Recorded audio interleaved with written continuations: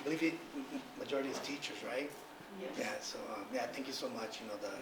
My teachers were always very supportive, and I always remembered, the advice they gave me and everything when I was younger. So I really appreciate the effort you guys put into for the younger generation. And so initially I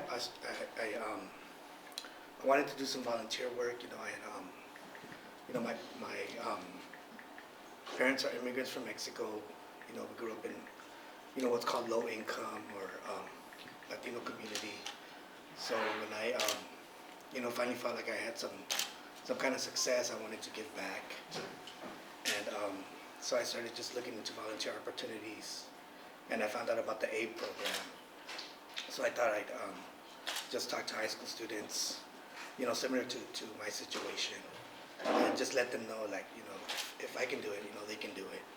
It was I didn't really take a traditional route. My parents they didn't finish high school or anything like that. They didn't really speak English very well. So it was a little, different from some of my work colleagues that I work with. Their paths are a little bit different than mine. So I just wanted to reach out to the younger generation and let them know, like, it's possible, And especially being like a Latino, we have a lot of stigma, like the gang stuff and the street stuff. And just let them know, there's another way. It's a better way, actually. So that was kind of like my thoughts on that. And I'm fortunate. I'm lucky. I've been through my own things too, my own personal struggles. So as far as like I feel fortunate. I'm should be jailed or could be dead, but I'm not. I'm actually helping other people, contributing to society. So I just want to let the younger generation know that too. Can I ask what interested you? If your parents, they didn't go to school, so you didn't have anyone to show you the way there. No way. Was it teachers that interested you? Teachers and like, yeah, it was teachers and like, watching TV and watching like movies and stuff and like, I want to do that. I think I can do that. And just trying different avenues, not really, sometimes people will tell you, oh, this isn't for you or whatever. So I would just like not listen, be stubborn about it. Or like, friends, it can be difficult too, because sometimes the friends you keep, they can kind of keep you down too. Or they don't really want to see you successful sometimes. So that can be hard too. But yeah, I just believed in myself. That was it. Just believed in it and tried and looked for mentorship. There were some mentors at USC, Dr. Tsukamoto. With him, he really gave me my career, so I really appreciate him. I always respect him. And some of the older like Latino men at USC, they would always pull me aside and be like, "Raul, you can do more. You can do more." So little things like that always help me out. Yeah. So I figure it's my turn to give back to the people that help me. So you don't have a teacher from high school? I remember my physics teacher. He was cool. He was like kind of a goofy guy, and I remembered him. He always made the class fun and everything. My physics teacher, my biology teacher too, I remember. He's the one. They were just passionate about what they were teaching, and I remember that. And I was like, oh, that's kind of cool. It's always seemed like a puzzle or something, trying to figure out. And yeah, it was just interesting. I remember those classes. Yeah. I mean, that kind of started me on the spark, but I didn't know how to get there. I just kept trying until I got there. But yeah, I remember that. Biology teachers. Yeah. But yeah, anybody have any questions? So can you explain a little bit about what you do at Amgen? Okay, so I work in cancer research. So I work in what's called preclinical. So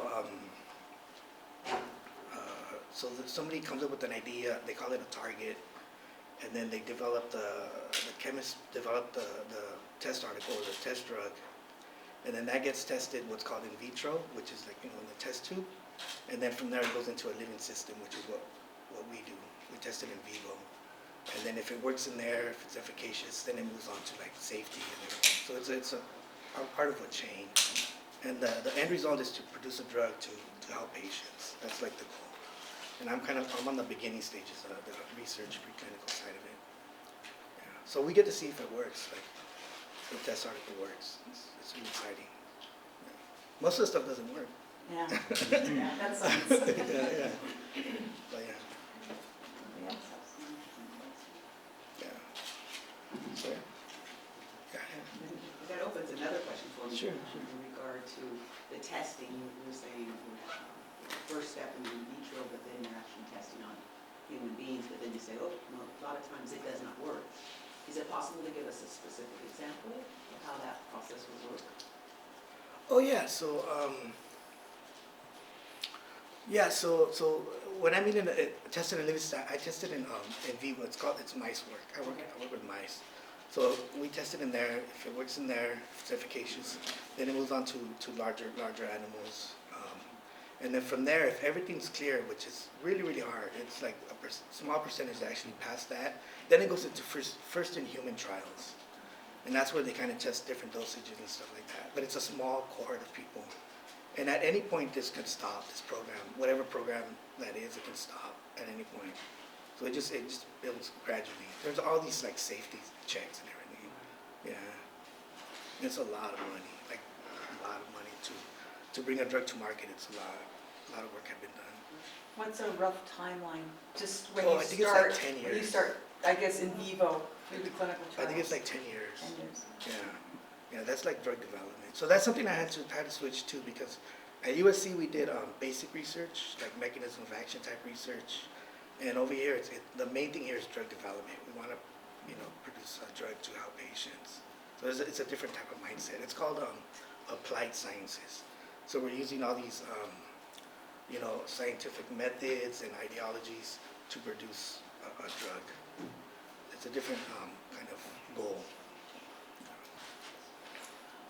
Yeah.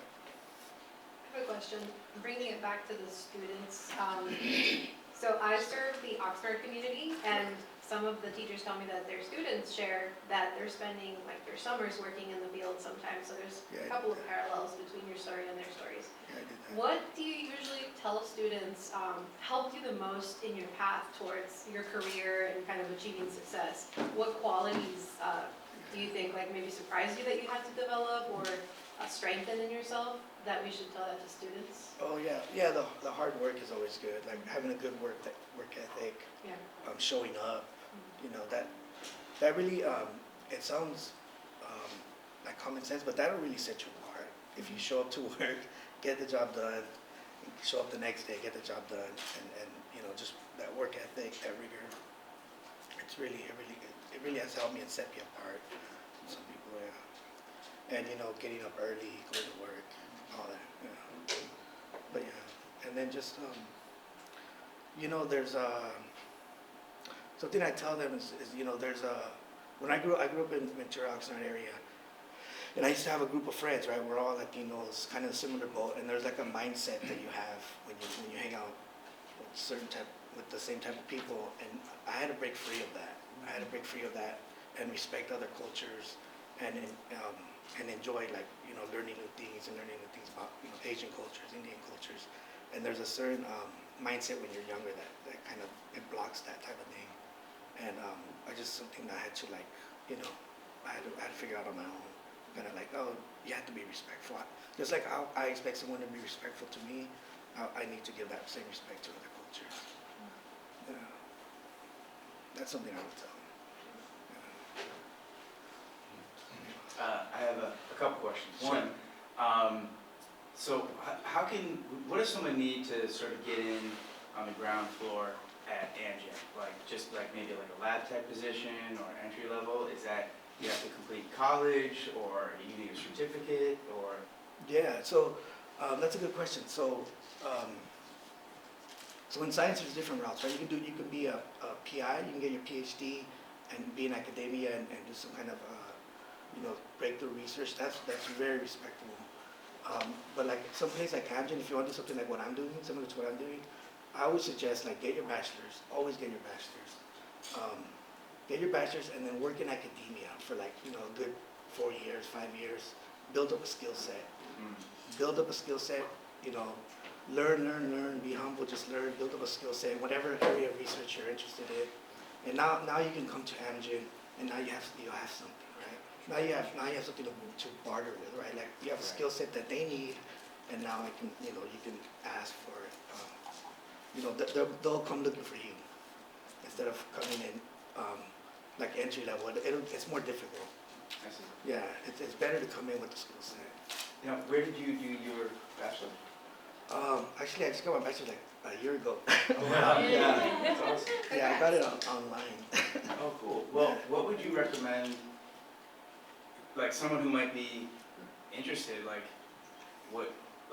you have any recommended majors for this type of work, or doesn't Yeah, really it depends matter? on what area, right? But so I work in research and science, right? So it would be like biology or chemistry or something like that. But Amgen and they want me to mention that it's a bigger scope than that.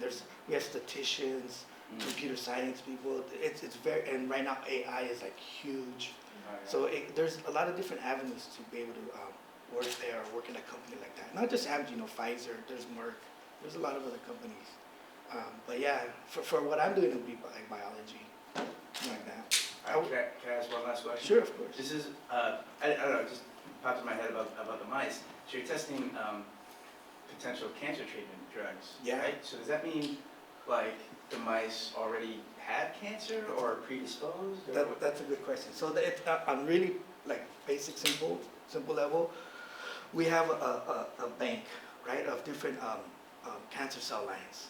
So right now I'm working with the ovarian cancer cell line, which is from a patient African American patient from like 1980 or something. So at that point, that person had ovarian cancer. They made a biopsy and gave that biopsy to science. And so that cancer from that lady, it's been grown in flasks or whatever. And then it grows, it gets expanded, and then it gets frozen down, and then it gets used for research, which is what I'm doing with it. So, I see. so we have one vial I have one vial of that. I expand it, I grow it out, and then I get those cells, and then I implant it into the mouse subcutaneously on the right flank. So I implant the cells, and then the cells start growing. And then you get, literally, it's like a ball. Like a And tumor? Like a tumor on the right flank. And then we use calipers and just measure it, literally. And then if we give it treatment, tumor shrinks, it works. Yeah. It's a little bit more complicated than that, but in simple terms, that's kind of what we do. Thank you. Yeah. All right, I'm done. Yeah, and when there's no tumor, it's like it's celebration time. Yeah, that's Yeah, awesome. yeah. How often have you seen that happen? Yeah, a couple times. Yeah. At USC, I did some cancer work there, but it was never like here at Amgen. Amgen, it really like disappears. It's amazing. Yeah, it's amazing. That's one of the perks of the job, because we get to see it work like right away. That's awesome. Yeah, it is, man. It's it, because you think like, oh man, I get to be a part of this. I have a question. Yeah. So when we were on campus, when I talked to some of the other employees, a lot of them came from temp agencies. They were Yeah. hired, and then they were offered full-time jobs later. So is that something you would recommend? A lot of the people, your colleagues there, where did they come Yeah, I went in as a contractor. as contract? Yeah. So I did a contract position for like I think a year, and then it was good. It's good because you can also see if you like it or not. It's also for you, like the worker. Like if you join a department and you don't like the work you're doing or you don't enjoy it, then you can move on as well. And it's not like you're not like stuck there or whatever. But yeah, I did that. That's a good way to get in, as a contractor. And then If you don't know about this, that's okay, but I thought I heard someone mention from Amgen that there's, once, like say one of their students gets their bachelor's and goes through a temp agency, gets hired as a contractor, is there an internal education program for Amgen? Yeah, that's how I got my bachelor's. Oh, okay, Yeah. awesome. Didn't know that, okay. Yeah. So one thing I should say, I have ADHD, so like schoolwork is really, really hard for me. Like it's almost impossible. So I had to work really hard in a different way. But it's also a gift, because if I'm like crunching data or whatever, I can crunch data for hours if I'm really interested. So it's a gift. But I had to learn how to manage it. But you did feel supported in your role there? You felt like the Yeah. programs they offer helped you? Yeah. They have like this. They also believe in mental health, so they have like these free therapy sessions and stuff like that.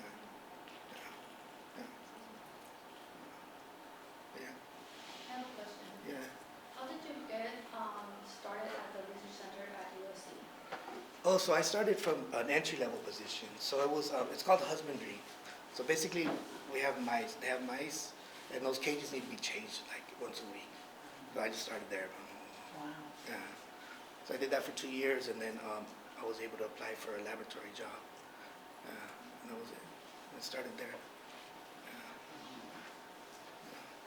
So you're aware that the community colleges are offering biotech stackable certificates and now a bachelor's degree in biotechnology? Well, that's good. So that's available at the community. Right, That's and good. it's a lot cheaper. Yeah. Because some students have to work through college.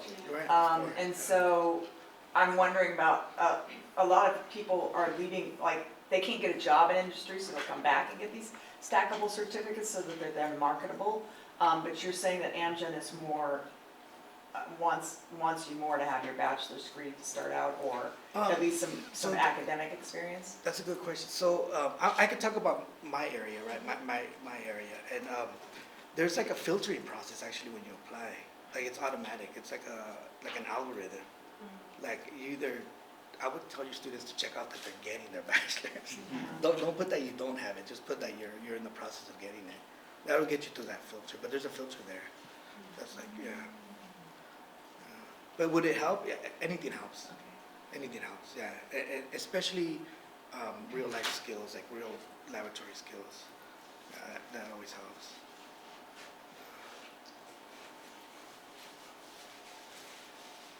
Raul is part of the Amgen volunteer program, and you're able to request a speaker for your class, by the way. And it's very important for students to see it to be it, right?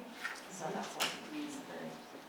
Thank you, and that's very, you were referring to the cells that they were using, the cancer cells that you were, The ELA? the HeLa cells. The HeLa, yeah. Yeah, that's way Yeah. pre-1980, that's Yeah. like Yeah, 1940. so we were and she excited, was because our not- school, we honored her, Henrietta That's Lacks. good. Yeah, I know the story. American Yeah. cells that we're using for Yeah. this research. And so I'm grateful for you to be able to talk about that as a source of advancing medicine. It's great, right? Yeah, I I read that think her story. family was just recently compensated because They were acknowledged. acknowledged because, yeah. They weren't compensated. She did not give it They to were some- compensated from one company, I think, but they have other, I think John Hopkins recognized them and gave them some money for the years of not giving anything. But there are other lawsuits, from my understanding, Yeah. that, yeah. With all due right, she deserves it. Yeah, because we went Yeah. as a school. Yeah. Yeah, Yeah, she deserves it, all of Yeah. it. yeah. And From my understanding. I'm all for that.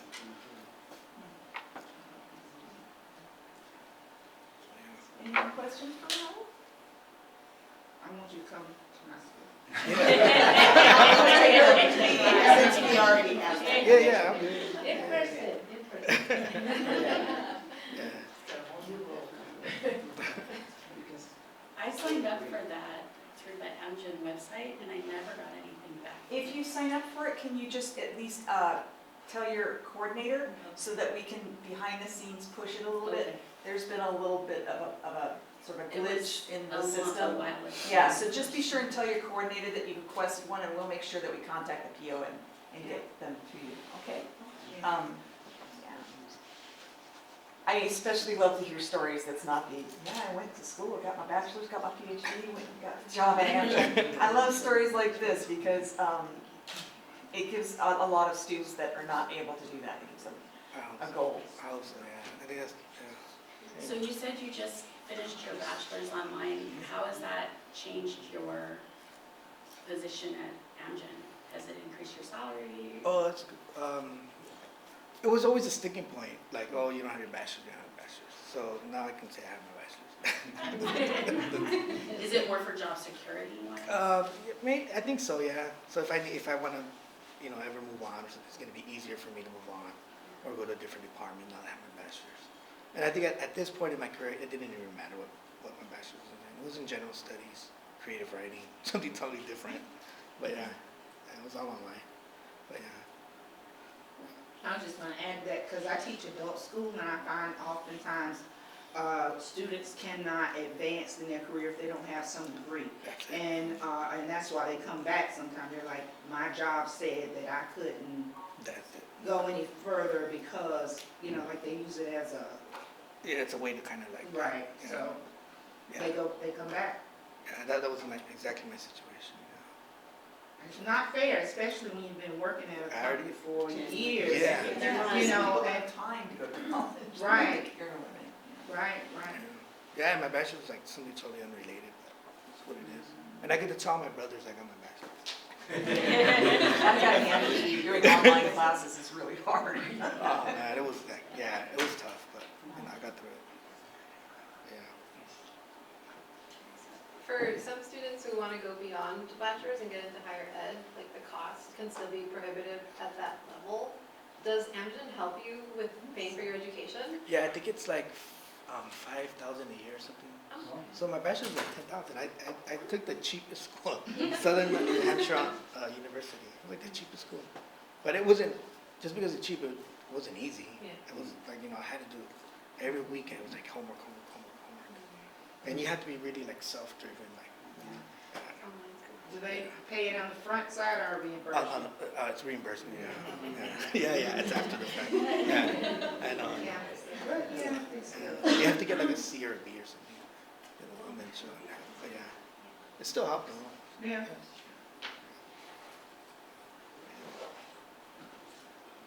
I have one question. Yeah, go You for it. mentioned that when you were younger, you had a friend group that kind of kept you maybe from advancing, and I see that quite a bit in some of my students.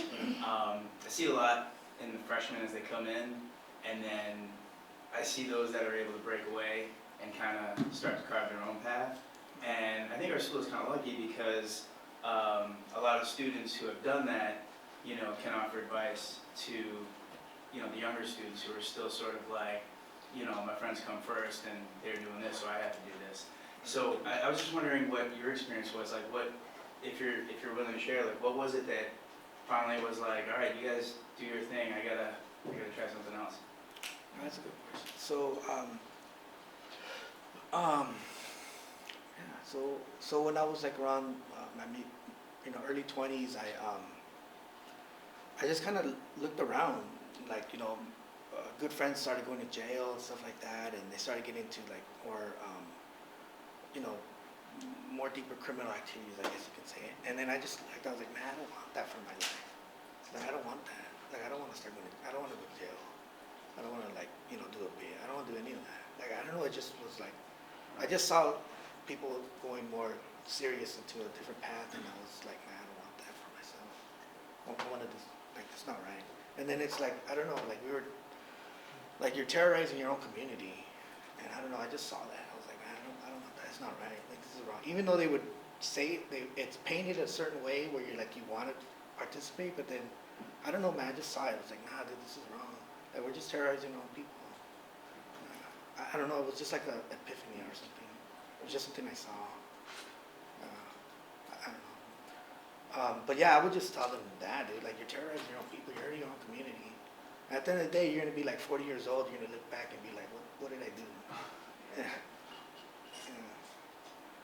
Yeah. And I've seen it, so that's a good point. So, you know, when they're painting that street stuff a certain way, like, what they don't tell you is when you know, homeboy's like 35, he's in jail, and he's calling his mom for money, for $20 to put on his books. Like, that's pathetic, man. It's pathetic. And they're in jail, they're tough, but dude, they're like calling everybody to put like, just for like $20 for a Maruchan. There's nothing glorious about that, man, at all. Anyway. When you were in high school, was there any like career guidance, or, I mean, maybe it was there, but it wasn't presented in a way that students would listen to it? Was there any type of intervention from the high school when you were there to move you toward that better pathway, or did you just have to do it on your own? Yeah, I think when I was younger, it was just kind of like trial and error. But I do remember, a counselor too. I remember a counselor told me that if I graduated high school, she'd give me a box of chocolates. It kind of worked, Like little things like that kind of worked. Because I actually, my parents were always working, so I didn't really have that at home. So to see somebody actually like care that way, it actually like kind of gave me a little boost. Like, I'm gonna do it for her, Because my parents were working, dude, and it's not their fault. That's what they had to do to put food on the table. And I didn't know that at the time. Like, I didn't know, like, that wasn't maybe the norm, or like other kids had it a different way, like their parents were more in their lives, but that wasn't my situation. But I do remember like little things like that. I remember I had like a after school class I had to take, and that teacher was really good. She's like, Raul, you shouldn't be here. You could be an architect or whatever. You shouldn't be in this class. Like, you can do more. And sometimes like those little 5-minute things, they really help. Like the little, conversations, especially at that age. Like, I still remember that. Oh, you bring up another question for me. This was my experience, and we're hearing it from students too, which is kind of surprising, but especially for the Latino community, sometimes their parents are against them continuing their education because they'd rather them get into the workforce immediately after high school. Right. What would you tell students who maybe are faced with that and have to push for their own education, be their own advocate? It's interesting, right? Yeah, I know what you mean. My parents weren't so much like that, but they just didn't know. They didn't know, like, oh, you got to go to college. What's a good answer for that? What would I tell somebody? Let me think. So I would tell them to reach outside of their community. Maybe go to school, talk to a counselor, somebody they're comfortable with, somebody they connect with, and ask them for advice. Like, that's what I would do. Look for mentors? Yeah, look for mentors that have been in that situation and know how to respond to the parents. Yeah, like tell the parents, hey, this is, thank you for everything, thank you for providing food and fountain, but this is my life, and I got to figure out what I got to do for myself.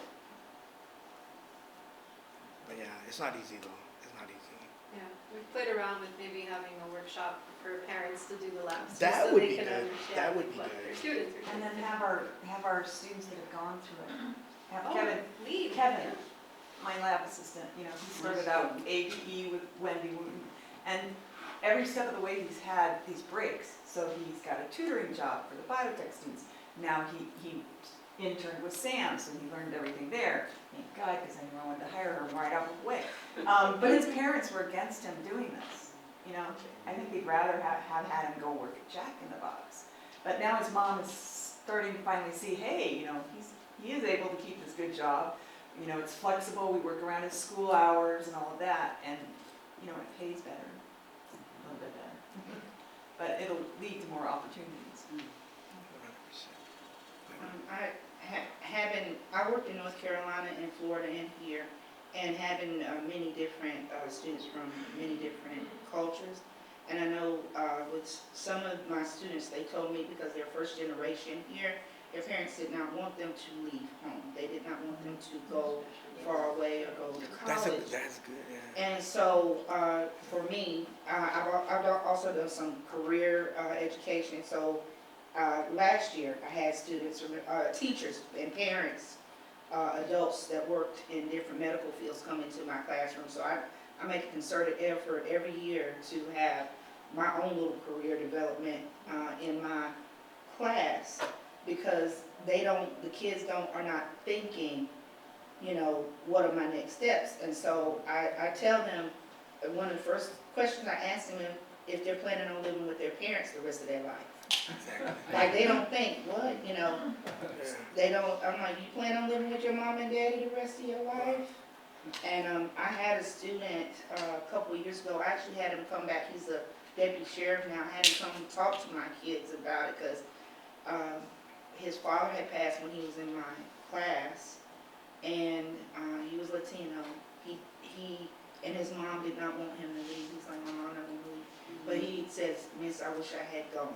I wish I had gone ahead and gone to college. I wish I had gone. And he was so smart, just so smart. Yeah, that's a big deal, man. Especially Yeah. Latino community where it's It's good for different. like a family structure where Yeah. everybody kind of stays, but you do gotta leave. You can come back, but you gotta leave. Right. At least for a couple of It's years, right? interesting now, like that question, are you gonna live at home, used to be like, oh, kind of a wake-up call. It is for But- them. A lot of my students now are like, yeah.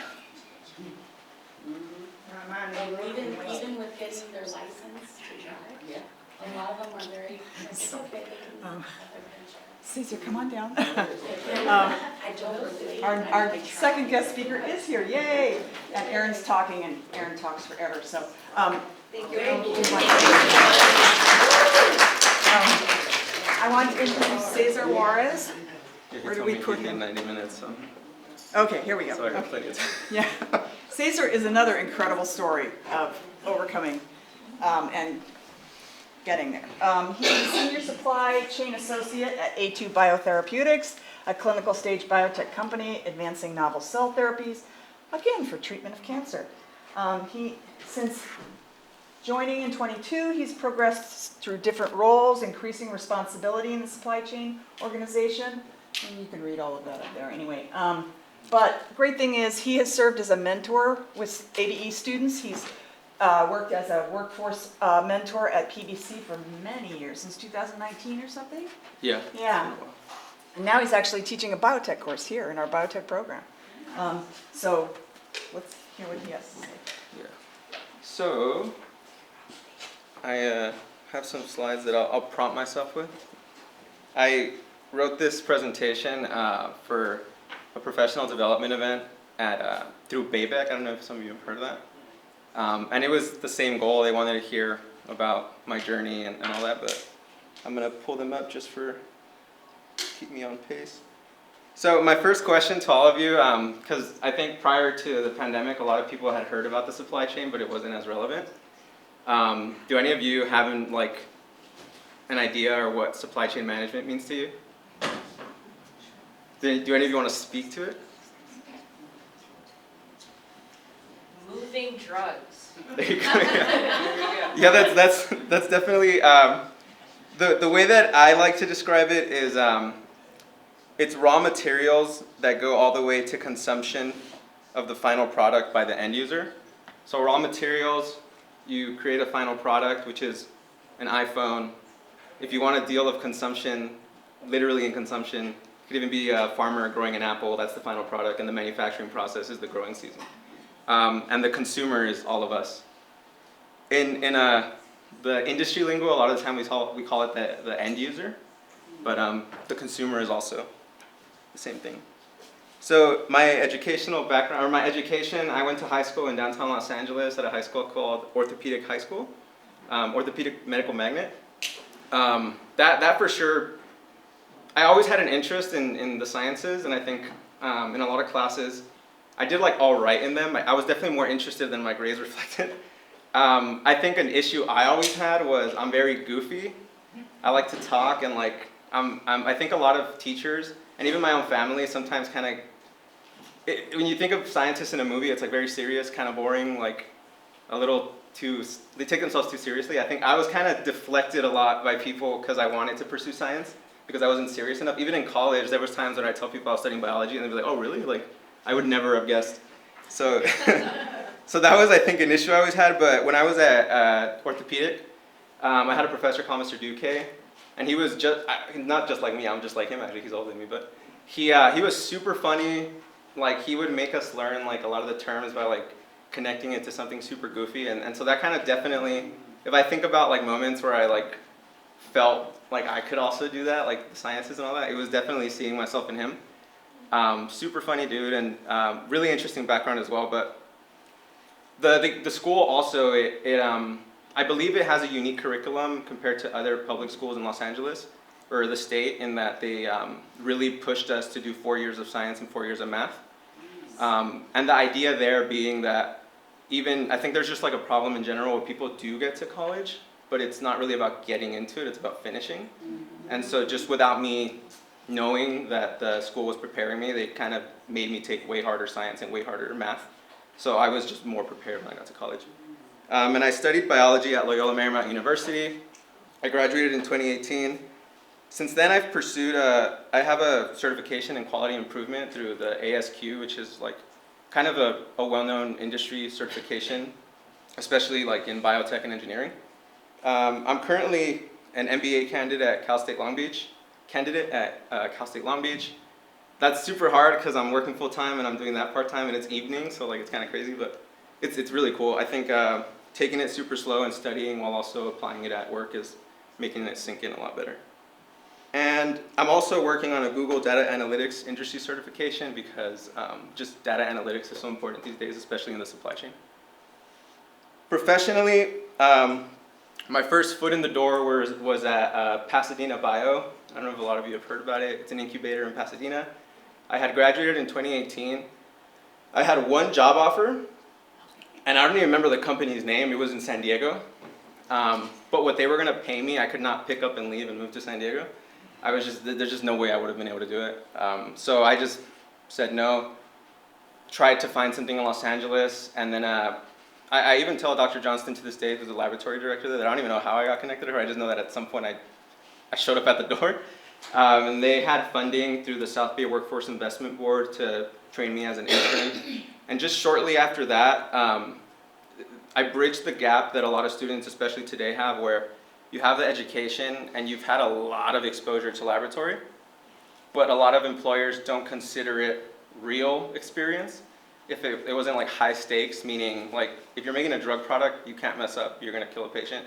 People don't think about it, but like if you're gonna buy a Twinkie, if someone like didn't wear their PPE and coughed in a Twinkie, you could kill someone like that too. You give it enough time, the bacteria will be super potent. So just the manufacturing process, they want it to be high stakes if you want to work in industry. And so at Pasadena Bio, it still is an industry location.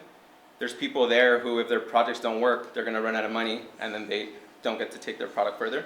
So I think those 3 months that I had there, within like those 3 months, I had multiple job offers within Los Angeles, and that was really a turning point for me as well. From there, I went to ProVivi Inc. I like to make myself look cool by calling it a Nobel Prize-winning lab. Frances Arnold, it's one of her startups. She's currently at Caltech, I believe, but she's had multiple startups, but this is one of them. And the goal here is to produce pheromone products to protect crops by having insects. It's called mating disruption. So I don't know if a lot of you have heard about it. It isn't a novel idea. A lot of vineyards, I think, have used them historically because they have the money to pay for these expensive products because they're also highly specific to an insect. So if you have one unique pest, you don't just kill everything, you target one unique pest. What is unique about ProVivi is that we had a lot of really smart chemists along with Frances Arnold, and they basically cut the process into they cut it in half multiple times. And so now you can use pheromone products to protect corn, not just expensive cash crops, basically. So that's kind of the unique process there. But from there, I was there for roughly 4 years, and now I'm at A2 Biotherapeutics. And while I was at ProVivi, actually, I started as a laboratory technician, and I was the jack of all trades for the whole lab. So if someone's PCR machine wasn't working, I would just run over there and see like what's going on. And if I found an error code, I would look it up, just kind of do things like that. And it was really cool because I got a lot of exposure to the whole industry. I was also raising insects, and we'd raise them and test out pheromones on them. So I would just go into the insectary and just raise them all day and just talk to them. That was really cool. I loved it. To connect it even deeper into industry, though, the issue I had of just kind of thinking forward, and I'm glad I did, I really loved entomology. It was really fun. I liked learning about them. Every once in a while, we would introduce a new species, and it was fun to like learn about them. I just didn't see a market for entomology in Los Angeles. I know that LA County does have some people that they hire, and then they do things. And Riverside actually has a really strong program, UC Riverside. But I don't know if people have to find employment at UC Riverside after, or if they just have to leave California or go other places. And so there just wasn't a market for me. And although I loved it, I thought I have to find something else. And I saw the supply chain team, the VP of procurement, the VP of all these cool titles coming in their nice cars and stuff. So like, I was like, let's see, I kind of want to learn about that. So I kind of started getting a little more involved in purchasing, sourcing, talking to suppliers. If they wanted to decide on who to move forward with, I would crunch some numbers and be like, okay, these prices are cheaper. Whenever we message this person, we get a quote back in a day versus this company takes them 2 weeks. So like, I would start doing a little bit of analysis like that for them. And at one point, the VP of procurement asked if I wanted to join the supply chain team, and I started as a planner. slash buyer. And so that is exactly what it sounds like I was planning and buying. That's super important in biotechnology, especially in the supply chain, because like at home, which you would consider like a low volume site, you go out, you maybe buy a couple cases of eggs a month for the family. If you overpay, maybe you have an extra $2, $4. In a year, 12 months, that's maybe 24, 50 bucks, something like around those numbers. At a company, if you don't plan and you overpay consistently and the scale is in the millions, an extra $2, an extra 5%, an extra 10%, inflation annually, it all compounds, and if you don't plan and you don't buy accordingly, you're just bleeding out money. And for startups, that bleeding out of money just means layoffs. It means one product's gonna have to get slashed. It could be one of your best products, but you have to choose the best of the best. And so conserving cash is the most important thing, and so that's really where supply chain stands out. In terms of industry experience that I think a lot of you should share with students, these are super industry specific, especially to supply chain, but forecasting is a big word right now in supply chain. I joke with my coworkers sometimes that when we hire, I like to see if someone has clairvoyance on their resume because it makes forecasting a lot easier. But like, you can kind of see things really far ahead in supply chain, and you also have to like connect a picture to another picture. And so like, if let's say for example 2 years ago, a lot of our suppliers, we started noticing that they were building sites to manufacture in the US. And if you connected the dots there, it's like, why are they starting to build more sites in the US? And then fast forward to today, like the tariffs ended up being a real thing. So forecasters at the other companies were planning ahead 2 years in advance, because a manufacturing site, you don't just open it up tomorrow, it takes a really long time. So forecasting is a really big thing, and I think especially in supply chain, most roles where you're gonna get involved in any sort of business part, a lot of the listings will now say, we want someone that knows how to plan and forecast. And there's a lot of tools for that. A lot of them are ERP system based, so that's another thing. There's a digital transformation that's been going on for a long time since the internet started, but there's like a whole idea of sometimes doing something in business gives you competitive advantage, meaning, you know, Coca-Cola's doing this and Pepsi's doing that, and it makes you compete a little better. But then at some point, some ideas go less from a competitive advantage, more to a survival advantage. And so one of like the examples there is a lot of banks who were adopting ATMs at first were gained a competitive advantage, because consumers could go straight to the ATM rather than sitting in a line during their lunch break and like maybe they're not gonna make it back to work. That was a competitive advantage, but now if you don't have an ATM, it's about survival. No one's gonna go to your bank if you don't have an ATM. So I think that's definitely something, especially with ERP systems and digital supply chains, is that that's why I'm pursuing the Google Data Analytics certification, because it's getting to the point now where if you don't have the latest cutting edge technologies, analytics for supply chain, you can't compete. Like Walmart, the second you scan a product, their suppliers get a notification. And they're forecasting now that, okay, Walmart sold this much, and they're doing it by location. So you also have site locations, and they're doing it by like, and if you have a Walmart account, they're doing it by consumer. And so the analytics there are so fast paced that if I was doing supply chain at a grocery store, and at the end of the month, I need to pull all the raw data and analyze who bought what from where. Number one, I'm only doing it on one site. I have to aggregate it with the whole company, all our sites. But so analytics, the point I'm trying to drive here is it's no longer about competitive advantage, it's about survival, because it's so fast paced now that if you can't keep up, you're kind of not going to survive. Let's see. To kind of, I guess, introduce you to one other idea. Some of the soft technical skills that I think are really important for a career in supply chain are, I already said proactive, you need to think 100 steps ahead, ideally. You need to have ice in your veins is the way I put it. You don't have to be that, you don't have to be like Kobe Bryant, but it's kind of about, you're consistently going to be under pressure, especially like right now in supply chain every week. You're trying to forecast, like if you think about that, you're trying to make plans for 2 years ahead. If you're, like, I think you're from Amgen, right? Or, like Amgen, they're making like 10-year, 30-year plans. They're trying to, so you need a lot of data to make those decisions. And you can only make sound decisions going through data, but you can only trust your data if you're not constantly feeling like you're under pressure, because like all of us, if someone's screaming at you, you have a drill sergeant screaming and you're trying to make a decision, it's really hard to make decisions. So you have to make sure to stay cool under pressure, look at the data, and make a decision. I think that's really important. So that kind of combines the technical with the soft skills, where you need to have the technical skills to know how to analyze data, but also have the soft skills where you know how to stay cool under pressure. I think another thing that's really important, especially in supply chain, is productive confrontation. And I think that's really difficult for a lot of people, but an example being that I can't possibly be an expert in every part of the company. We have quality control, we have quality assurance, we have manufacturing. Within manufacturing, there's people that are like engineers within different products, and we make different products and different equipment, and there's facilities. So like, I can't be an expert, but if I need a forecast and I need a plan, I need to roughly understand every process, because if I don't understand every process, then I don't know how to buy for it. And sometimes people are way more receptive to questions than others, and sometimes you really need an answer. And so if, let's say, production starts tomorrow, supply chain usually started 2 weeks to a month ago, because you don't, like, you need a plan ahead. And so you need to know their processes, and then processes change consistently. So productive confrontation is important, because you need to be able to do internal customer service, to discuss things with people, because it needs to be discussed.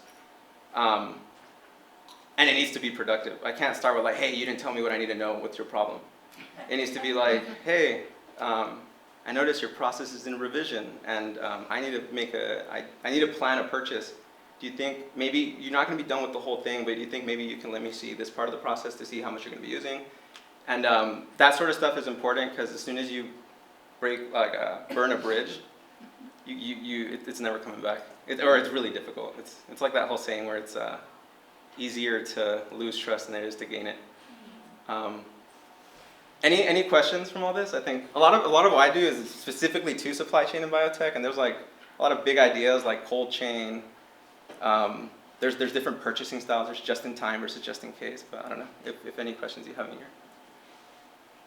I had a question when you were talking about entomology, because you mentioned, I looked it up, mating disruption. You're not working in that anymore. No.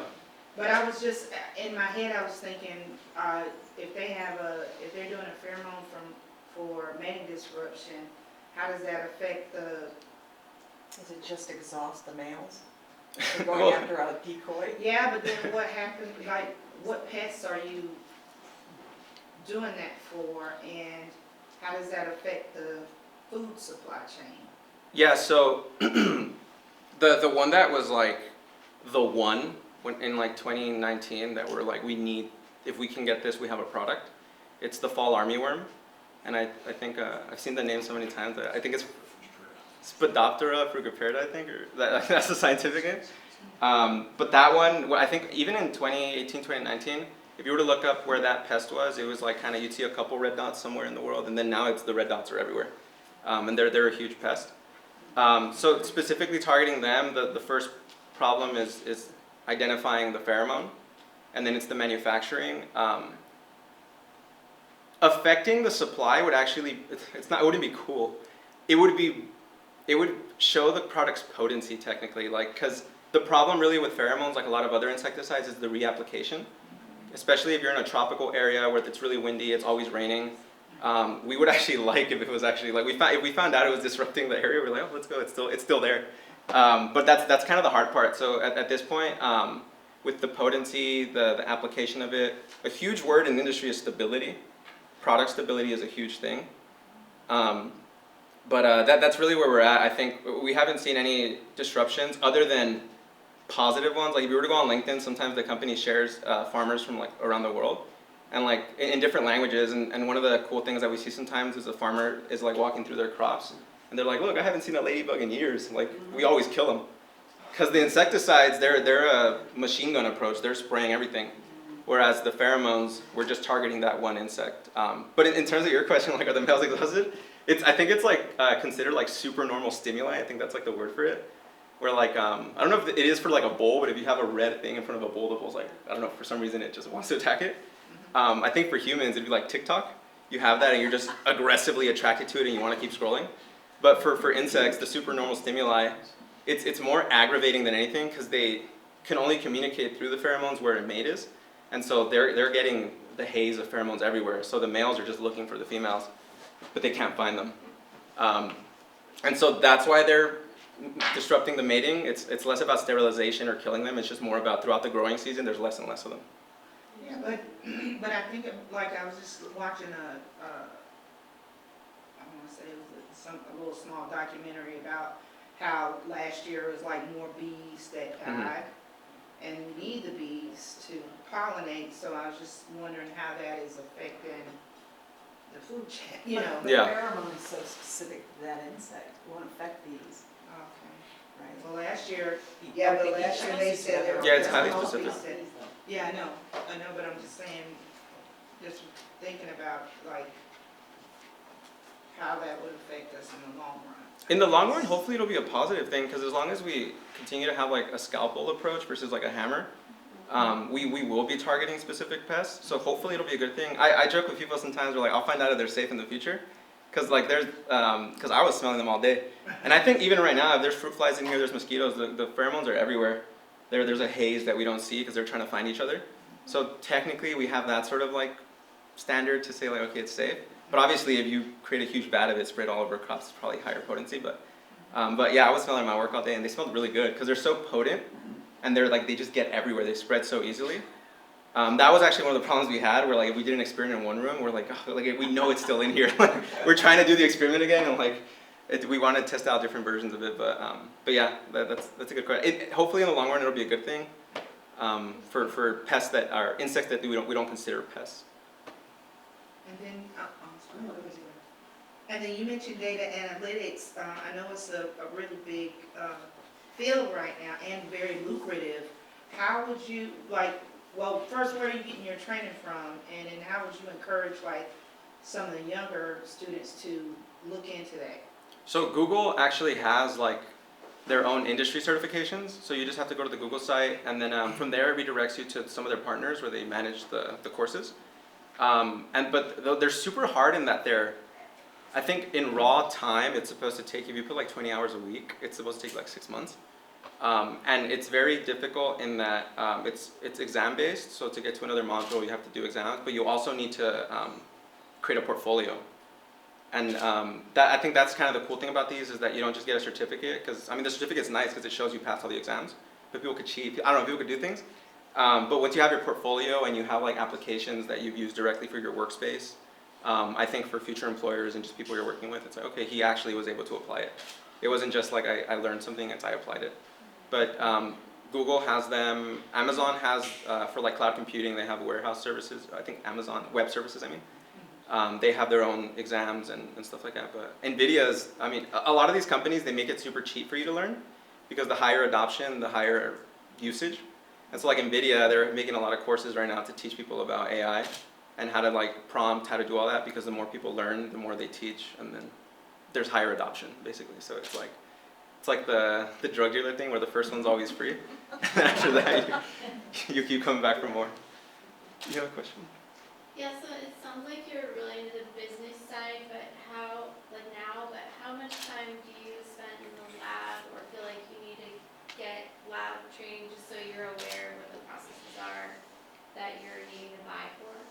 So the issue with supply chain is, especially at a startup, I'm sure once you kind of scale and you get bigger, you can kind of be I'm responsible for this clinical trial on the supply chain side, and you get to focus on this one product. You keep up with all the process improvements. For me right now, we have a discovery research building, we have a process development building, and we also have a manufacturing site, and it's all domestic, so we do it in-house. I am constantly reading their methods, and some of the documents are a bit more controlled, and because of licensing things, within the company, it's just super hard to get access if you're not within it, especially because there's just separation of powers, I guess is what I would call it. But so I need to trust my SMEs is what we call them, but they're subject matter experts. And so I need to go talk to Chad. He's my go-to for manufacturing as soon as there's process improvements. And then I'm just okay, so how many bags are you using for this, and what are the bags used for, and why are you using these bags now? It sounds like you changed product and all that. And a lot of people, I think, also just, it's legally, it's super important that we keep up with all these things, because it's not a nice to have. Supply chain needs to be informed, and I need to make sure I'm informed about process changes and materials, because the bill of materials, which is, we call it like the BOM. It's a document that has all the materials you use, the quantities, the manufacturer, the supplier, because one of the biggest things for the FDA is traceability. And so if you kill a patient and you can't trace any of the products and you don't know what, you can't possibly investigate. And for really, really complicated products, the BOM is huge. But yeah, just in general, I think that's kind of the fun part for me. I tell people that I'm science adjacent because I need to keep up, otherwise I can't plan for it. And you want to give people the benefit of the doubt that they told you exactly what they need, but you also have to kind of do your own due diligence. I think I saw her hand first there. I have a question. I really like your term, productive confrontation. And I'm wondering if you have any ideas to help students develop that as early as high school, especially you also teach classes, I think you said. Mm-hmm. I know some of our teachers, when they do our labs, they structure their activity as if every lab group is a biotech company. And so they give jobs to the different students. And so it's your job to talk to this person to be able to get a good product at the end of the run, right? Anything else like that you think teachers can do to help those skills? Because soft skills can be pretty challenging for students. It's kind of funny. So I don't think, you know how like people say like if you have a dog, sometimes you end up looking like it. I think like it's almost like that with professions sometimes too, where like my sister's a teacher, and she's been a teacher for like 10 years, and like I feel like sometimes she got really good at like telling me I'm doing something wrong, or like correcting me and stuff like that, because if you're in the classroom, it's on you to correct the student, and you need to make sure they're on the right path and all that. But my sister, see, I already called her my teacher. She kind of did that, but in the experiments you do in class, sometimes I have fun with it, and I tell students, okay, like your quality assurance. It's your job to make sure that everyone follows their processes, and I'll ask them, do you think everyone's going to follow their process without you kind of getting in the way sometimes? Like they're not going to. So like just by the nature of the work, you kind of end up learning confrontation, and it's also the product of repetition. Maybe the first couple times you kind of feel weird about it, and then at some point you just kind of get better at it. But you also want to build good habits. You don't want to get better at it, but everyone hates you. You want to get better at it, but like you want it to be productive. And I like using productive confrontation too, because I don't want to sugarcoat that it doesn't feel nice sometimes. It's a difficult conversation, so it's a confrontation, but it just has to be productive. In terms of like industry certifications that I think any of you would benefit from, there's the CQIA, it's the Quality Improvement Associate. It has a whole section on what they call it customer service. And a customer doesn't have to be externally facing, it could be internally. It could be, and you would even call it sometimes business partners. So thinking about everyone around you as a customer sometimes, it kind of helps sometimes. So like there's like a lot of principles like about like, I don't know, there's like a lot of things with that, but I think that's one good way to put it, is just telling them like, okay, you're playing this role, and sometimes when they're kind of acting it out, it's more fun than scary. So they'll like put on the role of like, hey, do you have your SOP? Like, I don't know. So I think telling them stuff like that. Quality control, you're supposed to be way more I don't know. So like if manufacturing needs to give you a sample, because you can't do quality control unless you test the sample, you have to go tell manufacturing, where's my sample? And let's say it's 7 p.m. and your clock, you're supposed to be punching out at 10. Manufacturing hasn't given you your sample, and you know it's going to take you 3 hours. You have to go tell them, where's my sample? In some cases, they haven't pulled it. In some cases, they just forgot, but you have to go tell them. And so like, and in most roles, it's just you have to be able to tell people things. But practice is good. And then the CQIA, they have like a whole thing about treating everyone as a customer. I think you had a question. Going back to, in this case, students in high school, what were some of the important skills that you had to learn? Because I'm pretty sure right now in the work that you do, communication is a big one. So what is something that you learned in high school that helped you to be, that set up your foundation in order to be what you are? So in high school, I was in a band, and I think that was really good, because if I'm on stage, like even right now, and I don't feel weird about it, I think like, and growing up I went to church and I would like sing in the choir too, and so I just got really comfortable in front of people. So I think that's one really good thing, is just getting involved in things that kind of get the eyes on you. Because you can think more clearly under pressure, and that kind of translates to a lot of other things. But without knowing, I really liked reading too. Like I just like reading a lot of books about just like a little bit of everything, and I think just reading by default increases your vocab. I don't know, it exposes you to like just different styles of communication and all that. And so I think reading and writing, that's actually where I excelled in high school, and I just happened to end up in business and like something sciencey. But I think really focusing on that, it was really helpful, especially now. And hopefully it's one of those things too where like you don't want to discourage, at least I don't like to discourage students to use AI because it's just so useful. But like I do worry about that, I guess. It's like if a lot of students, they're just having it write their essays for them now and stuff like that, and it's so difficult to catch. It's just like they're not developing the communication skills. And then at some point they're gonna have to communicate with people in person, and then it's just like, it's gonna be kind of tough. But I think I really like to read. I did activities that involved people staring at me. And without knowing that my curriculum was unique, I got a little extra science and math. So when I got to college, I struggled less because I was up to speed. But I definitely had classmates that went to schools that didn't kind of take them that high. And then they struggled a lot because everyone else was moving on to the next level, but they were just catching up still, like right off the bat. So that was just tougher. But I think those were some things that really helped me. All right. Oh. So I think you kind of hinted at this, but so you're in the biotech world and working on supply chain management, but would you say that a lot of those skills that you've amassed, especially in supply chain management, are transferable, like across industries? Yeah, the tough part is supplier relations. Because if I'm working in biotech, I know all the same suppliers you probably know. I know Fisher, I know VWR, I know Biorad. I know them like we're like this. But I don't. If I go to work at Boeing, I have all the same skills. I want to keep prices low. I want to be efficient. I want to have as much digitally as possible in terms of our interactions with our suppliers. Right. But I don't have those relationships. And I don't know, sometimes you just know, like I know some products from Fisher, I'm like, you're ordering that, you're gonna struggle to get that. Like, I just know because I've just bought it so many times, and I know this one and I know the analytics too, like some of their products just take way longer. So I think it's that makes it a little more difficult, and if you're competing with other people and this person, supply chain in aerospace, and you're biotech, but I will say if they really like me and I have charisma and all that stuff, and I have some maybe certifications, some skills, and that they don't have, I'd still be better than someone that was supply chain fashion industry. Because biotech and aerospace are the same in that they're highly regulated. And so I think like food and drugs are the most highly regulated. The only thing more regulated, does anyone know? It's the airline industry.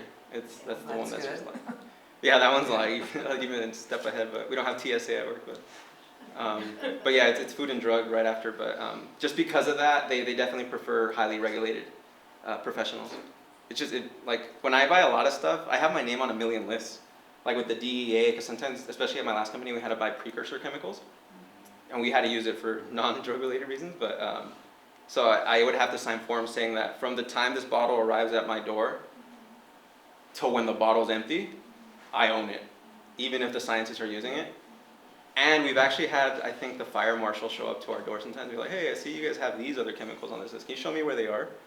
And then I'm just like, okay, I have to show them. So highly regulated spaces, they're definitely highly like transferable. Right.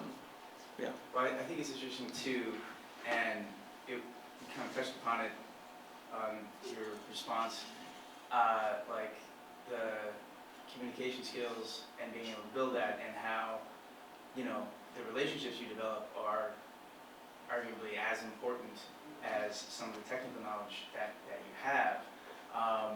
And I think that goes back to trying to build that as early as possible, because some stuff, I'm guessing you kind of have a natural affinity for building those relationships, but some people don't.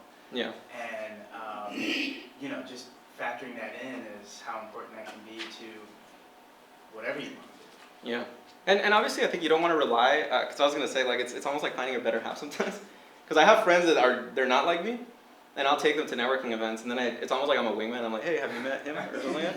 And then they start talking to someone, And that's obviously helpful. So I think if someone is really, really struggling with that's definitely a solution. And you don't want that to be the long-term solution, but really if you're being realistic and you're like, I'm not going to develop those skills, surrounding yourself with people, making buddies with people that are like that, because they can definitely elevate you. But also just not burning bridges is huge, because like my past supplier, my past employer, they've reached out to me a few times in the past like 4 years to be like, hey, we have this new role, you want to come back? They would never do that if like the second I put my 2 weeks notice, I let everything just die.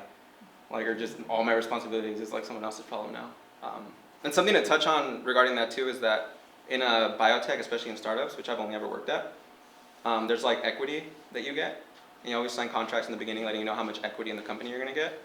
That definitely increases buy-in, because when I was leaving my other company, I really still cared about the company for my last 2 weeks, and I cared that I do knowledge transfers and all that, because I have equity in the company that I've gained in those 4 years. If I didn't have that, I would have still cared, because the relationships are important too. There's equity in relationships, but there's value there. But the equity makes it a lot more straightforward. And at A2, where I work now, I've been there long enough where I've amassed some equity as well. And so you really, really start to care, because you can't let, you're gating something and you want it to be worth something, basically. So that's like another big thing too, just equity in companies. Would it be accurate to tell students that something like biotech startups in SoCal is a small world? Oh, there's a lot of huge. people- Okay. I'm like the outsider at A2, because at Amgen, Amgen's so huge that like it's probably harder for, I don't know, but like people probably know each other too. But at A2, like everyone knows everyone, especially like it's biotech, and then you get more granular and it's cell therapy, and then you get even more granular and it's CAR T cell therapy. And so everyone at my company knows everyone. They didn't know me, so I was kind of the wild card. I just kind of came in there, but that's the cool thing, I guess, for industry transfer too, is that biotech isn't just, there's like cell therapy, there's agri-tech, which is what I used to work at. There's like, you would probably even consider things like Neuralink almost like biotech now too, because it's just like tech with like bio-based things. I don't know, there's just like a lot of different things within biotech, so there's like huge spaces. But yeah, in general,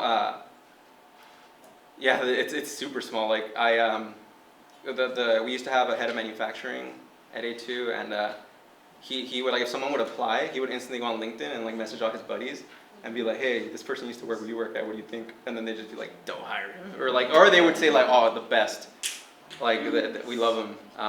But like that happens like a lot. Especially when it's a smaller world, because he would feel weird about asking them if he didn't know them, like at a company or whatever. But since they're his buddies at all these other companies, then it's a thing.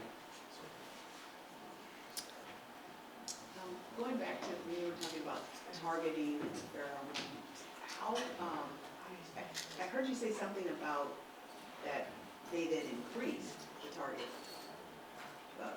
Oh, Did you so understand that? Because I thought, well, wait, is that? so in the scenario where a farmer is only using just like a really intense insecticide, the intent there is just to kill. And I don't actually know the mechanism of action for a lot of insecticides, but I know it wants to kill a lot of the pests while maintaining the crop. So much so actually that some of the farmers would tell us that they're just scared of growing crops now because it's killing them too. Like they breathe it in all day. But in that scenario, it kills everything. And if we were to talk about the fall armyworm and a ladybug being on the crop, both are dead. In the scenario where you have ladybugs and the fall armyworm and you use our pheromone product, from time point 0, you have, let's say, an equal amount. By the end of the growing season, you would have way less of the fall armyworm and probably more or the same amount of ladybugs, because we're not killing both, we're just targeting one. Whereas in the prior scenario, you're just killing everything. And so farmers probably didn't even know they had ladybugs in their area because they've just been killing them for years. And ladybugs there, I think they kill like, I think they call like aphids or something like that. Yeah, or they don't kill, they eat them, but yeah. Okay, so I think I misunderstood. Yeah. Because I thought you had said that somehow the target was actually increased and you had more of the whole worm, for example. Mm-hmm. But it's not quite what you said then. Mm-hmm. Yeah, any other thoughts, questions? All right. Thank you for your time. Thank you. I'm joined Dr. Kamazara. I'll be around. Which class are you teaching? The biotech too. All right. I even came with my branding. As you can see.